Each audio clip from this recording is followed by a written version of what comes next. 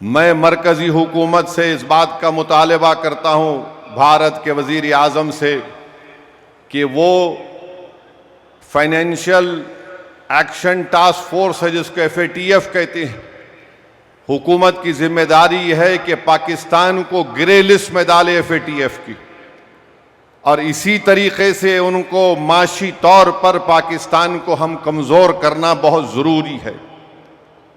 और जो लोग आज पाकिस्तान में बैठकर बकवास करते हैं, मैं उनसे कहना चाह रहा हूं कि आप भारत से आपका वक्त आधा घंटे पीछे है। अब जैसा यहां 6:15 हो रहे हैं, वहां पर 6:45 हो रहे हैं, मगर वो आधा घंटा पीछे नहीं है, वो आधी सदी भारत से पीछे हैं।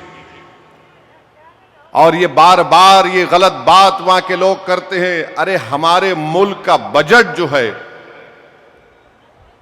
तुम्हारे मुल्क का बजट हमारे मिलिट्री के बजट के बराबर नहीं है।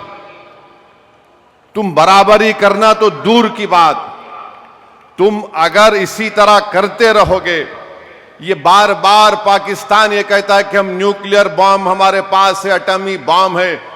याद रखिए, अगर आप किसी मुल्क के अंदर जाकर मासूम लोगों को मारेंगे तो कोई भी मुल्क खामोश नहीं बैठने वाला है, चाहे हुकूमत किसी की भी हो।